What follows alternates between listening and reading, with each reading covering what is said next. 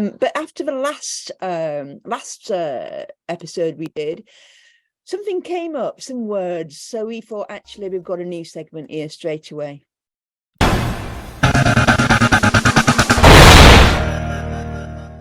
And it's not something that I'm sure we all know, the 3-letter acronyms and stuff like that. But it's not an acronym, is it, John? You've got something to share with us in terms of some jargon busting.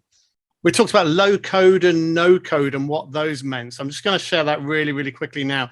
There's lots of tools that are coming out in this space now. There's the Microsoft Flow things. This is UiPath that I use a lot for robotic process automation. And basically the idea of these things, it's taking what would have been done previously by coders in a software development team, line by line, writing lines of code.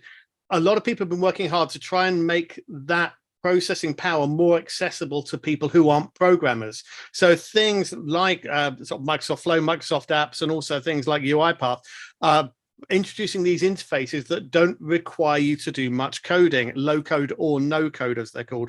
So if I look at this one here, a really, really simple example, I want to maybe just capture RAG statuses. Okay, so this is a 2-second demo.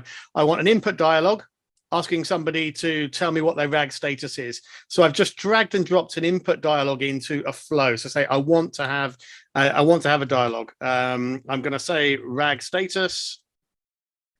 What the label is? Well, I want it to be what's your RAG status? What's your status?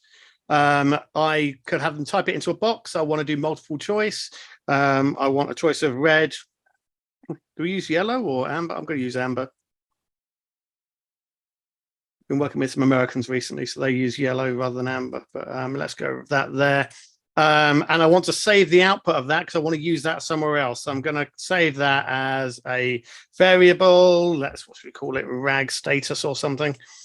RAG status.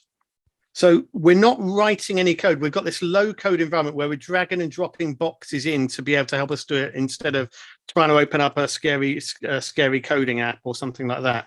I've got it. I want to put it into an Excel spreadsheet. So I'm going to write to a cell in Excel. And really, really simply, I've got a spreadsheet here, which is called test spreadsheet. And I'm going to say, I'm just going to put it into an empty cell in a spreadsheet, RAG status there. And that literally is how this works. So hopefully that works. I'm just going to run this and see if it works. Fingers crossed for me now. So this should hopefully prompt me for my RAG status. And then it should write it into a spreadsheet for me. Now, whilst this is obviously really simple, you can see hopefully that I could be dragging information from somewhere, processing it, writing it into a different spreadsheet and bouncing it around. Is this going to work? Yes, there we go. What's your RAG status? I'm green. Life is good. Things are green. It should move on to the next step now. So that first one's completed. It should hopefully open Excel for me.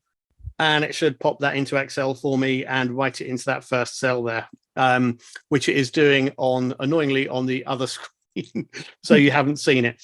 But there you go. That's finished running now. And I hope you get the idea from that. Whilst that was a really quick example, it's easy to build things really fast with low code, no code tools.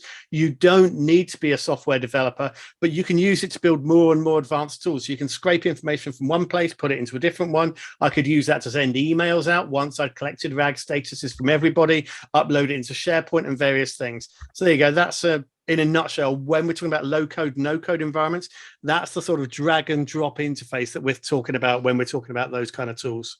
Right. Wow.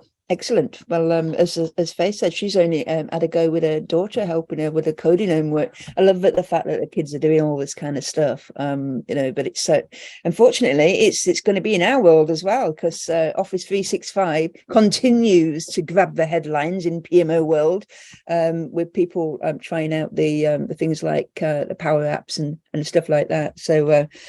Yeah, it'd be lovely to see, how people are doing it, and and what benefits they're seeing, obviously. Yeah, and to your point there, where you said citizen development, that's what PMI are using, as well as others are using that terminology to say, actually, this is where we're creating worlds where actually we're empowering more people in the organization to create these kind of flows and processes and applications themselves to accelerate the business without relying on a software development team. So that's that world of citizen development. Excellent. Thank you very much, John. So that's Jargon Buster. It's a new segment. Whether it comes back next month or not, we'll see. However,